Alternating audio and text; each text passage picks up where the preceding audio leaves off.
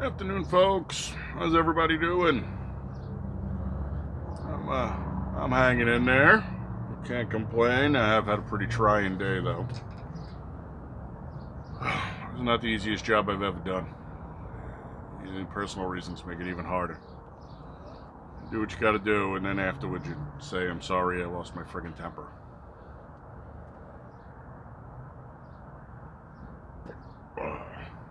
It's hard, man.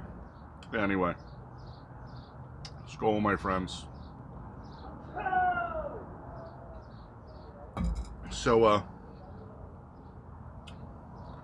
hey, I'm pissed. None of the TV stations carry the president's address at the church that's literally about a mile away from me. Friend Becky is a total fan. She absolutely loves Trump, and she owns all his shit. And sure, if she could get a DNA sample from Trump off a dirty tissue or a piece of chewed gum, she'd buy that too. But he spoke to a bunch of college kids today. And it was okay. It was toned down. He couldn't completely go full Trump because there were kids there. And it was long and got all these people that come up and he's thanking. So it was all right. It wasn't great. But nobody covers it. It wasn't on TV anywhere. It wasn't even on the local stations. And I'm just sitting there and I'm like, it's 3:30 in the afternoon. What are you bumping? The Price is Right? General Hospital? It's the frickin' president, for Christ's sakes. I am waiting for the news to percolate through because I can guarantee that's going to come into some interesting stuff. Apparently, at one point during the speech, he was speaking, and one of the girls in the back said, I love you, Mr. President. And he turns around and he goes, I love you too, dear. And then he goes, oh, no. You see, now I just told her. He has her stand up. She's cute. I just told her I love her. Now the fake news is going to run with it. Trump is flirting with her. He's not wrong. If he hadn't have made that joke, I guarantee that would have been the leadoff. Trump cheats on Melania with Arizona college student. Would have been the leadoff, or Melania with whatever the fuck her name is. Pick a fucking name. The fashion model, so she's got to have a special name. Yeah, whatever.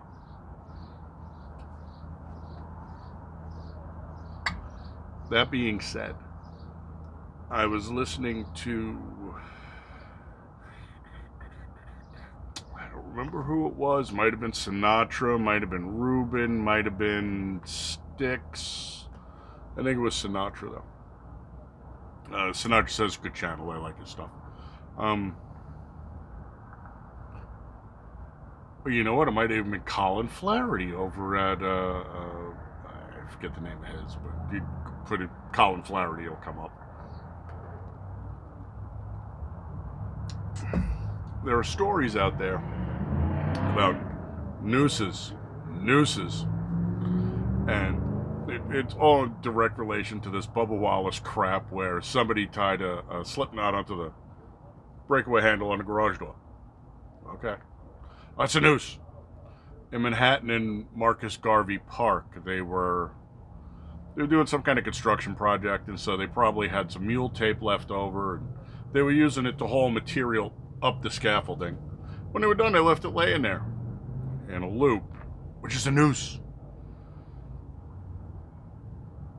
And then another one in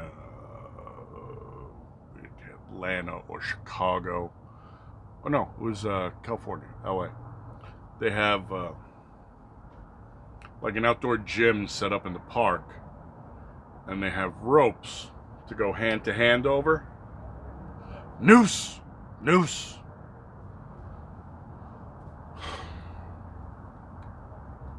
I think the main problem is we're not utilizing the noose enough. See, now if we utilized actual real nooses more, then people would know the difference between a noose, a slip knot, a stopper knot, or a bowline, or just throwing it out there. Now, if they needed some help selecting, I gotta tighten up the screws on the glasses.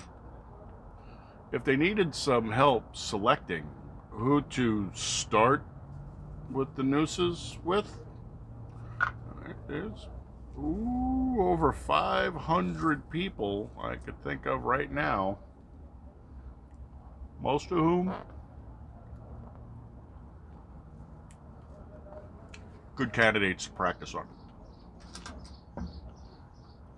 Coming, folks. Shit is going to go sideways. It just is. The Democrats are taking it in the short so friggin' hard. Right, left, sideways, upside down. And it's not the usual take it in the shorts that they enjoy. This is more like prison taking it in the shorts. And at some point, they're going to do something stupid. They're going to have to. Their game plan is insane anyway. But they're losing by leaps and bounds. No matter how much they rig the numbers and fake the polls and rig the polls, and it's still evident to everybody with a pulse and an IQ above room temperature that Uncle Creepy's not a really good candidate, and most people don't friggin' like him. Is what it is. That's enough bullshit. Let's just tear through some headlines to round this out now that we're 6.5 in. Breaking, FBI says Noose was a misunderstanding, not directed at Bubba Wallace. Well, since it had been there since October of last year, somebody really thought about laying that out there for that one time Bubba's in that garage. But, you know, NASCAR is now bending their knee to the we need more people of color. The diversity hiring plague. You would have none of these problems. None. Zero. If you just stuck to meritorious. Earn your way to where you belong. And it does everybody better in the long run. But no, we have to appease. See, that appeasing thing always gets you in the end. That makes you weak. The weak don't win. The victors write the history. Just remember that, folks. Buy into this appeasement bullshit. Here's some moron with his skinny jeans, no shirt, bad tattoos, in the park across from the White House, yelling at the police and calling one of the police officers a nigger. And yet the police officer is nice enough not to fucking hippie stick his ass into fucking oblivion. It's a white guy called Black Guy a nigger, and the black guy's a cop. He's also about half a head taller than him. And I'm going to say the cop has a better nutritional lifestyle since he's bigger than he is too. But you see these pussies, no, you can't do nothing to me, I'm on camera. You can't hit me. Just saying, you know, if you'd have shot the first couple of looters, those riots would have shut right down. Beat the shit out of some of these friggin' drunken, hostile shit for brains. You'd have shut their program right down. They're cowards, folks. They only have balls in large groups. Just saying, it's like when you were a little kid and your dad told you, well, if there's a bully at school, the first thing you do is you bloody his nose. He'll either leave you alone or you'll become best friends. Works. Video. Antifa protesters deface St. John's Church in Washington. It's the same one they set on fire 2 weeks ago. Across from the White House, where all the presidents, including O'Shitstain, attended service. But if they don't erase your history and they don't erase the binding glue, then they can't install the new operating system they want, called Shit for Brains 2.0 or whatever. Because let's face it, folks, you have to be a moron to buy into this ideology that's over 130 years old and has never worked. That being said, and we're talking about communism, you have shock troops. Those are the guys that go into these protests and start and escalate the violence and then slide out the back while the low IQ sheeple do all the stupid shit, because once you get started, it's an avalanche. Those people don't believe in the cause, or at least not in the same cause as the sheeple. Those people are more along the lines of mercenary, but at least mercenaries have some sort of code of honor. These people have none. These are paid insurrectionists. I'm okay with shooting them. I was pretty proud of Trump today. European Union may issue a U.S. travel ban. Well, stay the fuck over there. What do you want me to tell you? You worried? Don't fucking come here. You're not hurting me, and I live in a state that survives on tourism. Remember, we have the Grand Canyon. Oh, you got to see the giant hole in the ground. I've seen it enough times. I was pretty proud of Trump, though. I read a good tweet from him today that, paraphrasing, said, "We will not allow the destruction of our monuments and statues and memorials." And per the Veterans Memorial Act of blah blah, we will prosecute. If we catch you, you will be prosecuted to the fullest extent of the law. We'll throw your ass in jail. And just to make sure you understand, we'll backdate it. If I catch you doing it 3 months ago, you're still going to fucking jail. This isn't new. Get ready. Fucking glad he did. Now again, the moron in New York, de Blasio, had them remove Teddy Roosevelt from the front of the fucking Museum of Natural History.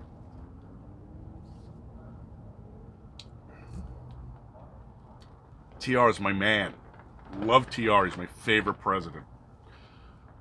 And this always makes me laugh.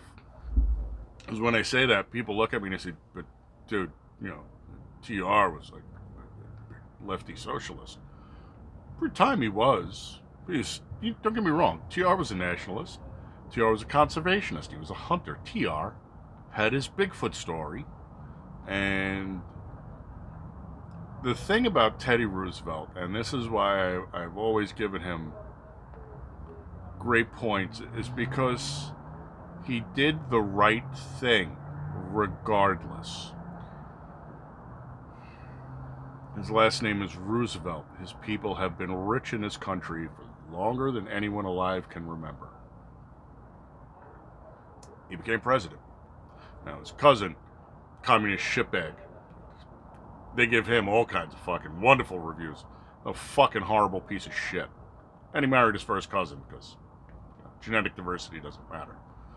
But TR, read his biography, it's really interesting. Sickly as a kid, asthmatic. Decides he doesn't want to be a sickly asthmatic kid. So he boxes and he wrestles and he does everything. Basically, he just pushes through his asthma. He eventually winds up playing football at Ivy League school, Harvard or Yale probably. He's on a football team. Leather helmet, cotton pad guy. Fucking TR is the man. Big hunter, big fisherman, big conservationist. He's the guy who gave you all your national parks. You know why he did that? It couldn't be sold out from under you. Because he understood these people would fucking sell the dirt out from under your feet. And if you don't believe me, look at, wasn't Lavoy Finnegan.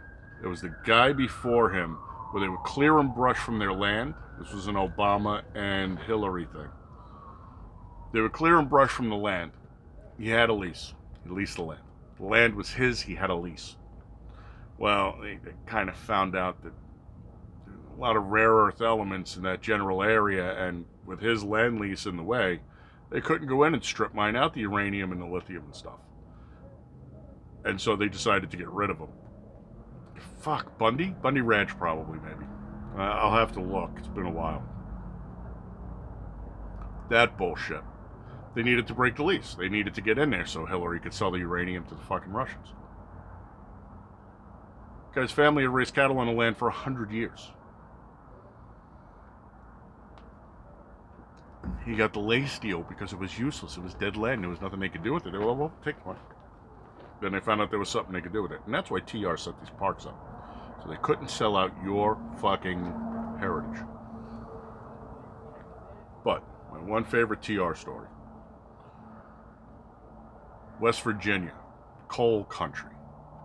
So if you've ever heard the expression, "I sold my soul to the company store," the way it worked for these people, and they were completely goated. I mean, they were SOL.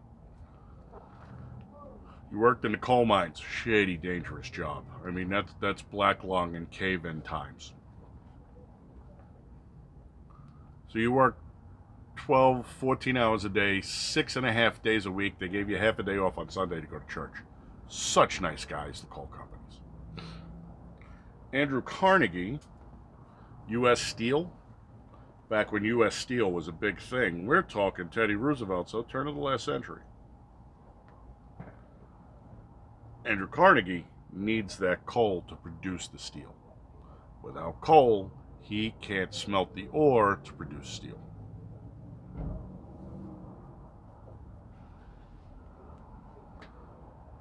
Coal miners go on strike. They are not happy. Every dollar they make gets funneled back into the company because the company owns the house they live in. The company charges them for the power and the water.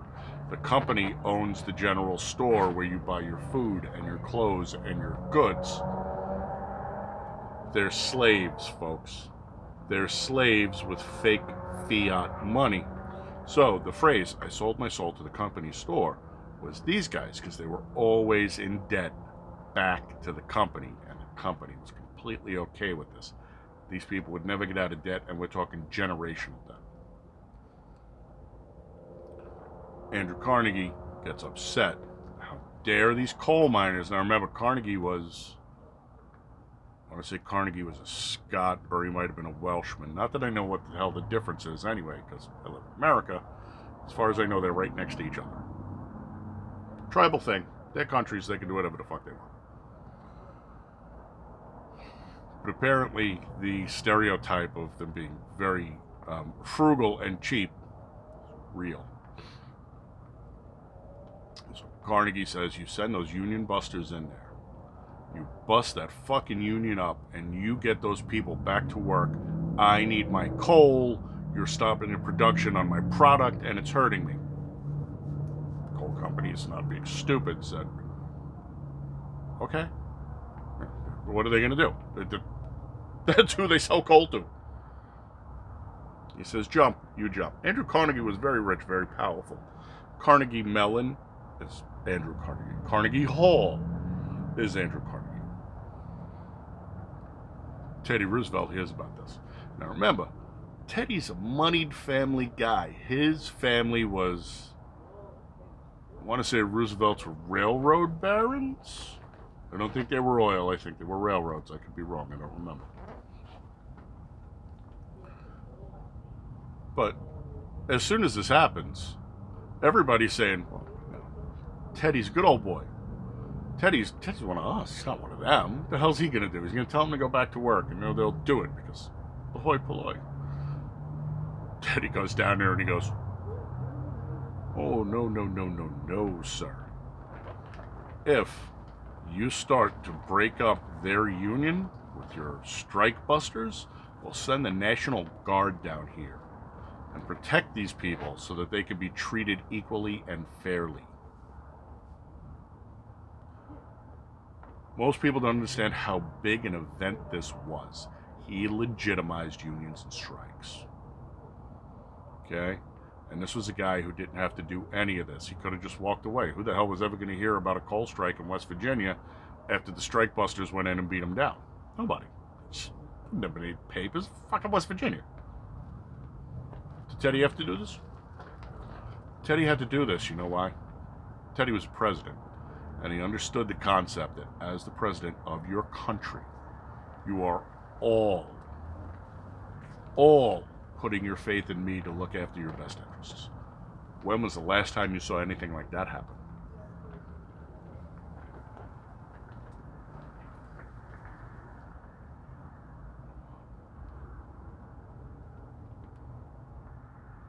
I don't know. I was never a big JFK fan, but maybe JFK? Reagan, I don't particularly like Reagan very much, but certainly not Nixon. We're not talking Carter. Yeah, not the Clintons, not the Bushes, not the Obamas. Maybe El Trumpo. still pulling down his statue because he's leading the savages out of their mud huts and teepees into the new world of the Industrial Revolution that's racist. It's fucking moronic. Anyway, I like Teddy for 2 reasons. He was an American. He was the guy who said anybody who lives here and calls himself anything before an American, Italian American, Irish American, African American, is not an American. You were an American first. You might have heritage of. Fucking A right. The other reason I like Teddy is because he has a Bigfoot story. I have a Bigfoot story too. Me and Teddy got Bigfoot stories. See? He was as tinfoil crazy as I am. He was also a guy who liked to spend his time out in the boonies, away from people. Okay. Preaching to the choir. Alright, folks, that's it. I will catch you on the next one. I hope you enjoyed this little basket full of bullshit. And, I don't know. It just felt like that today after sitting through the whole POTUS thing. And I took all my flags out and I put them on the outside of the bunker so the helicopters would not drone strike my ass, hopefully. I'll see you on the next one. Thanks for stopping by. New people who signed up, appreciate it. I will catch you on the next one. Skull.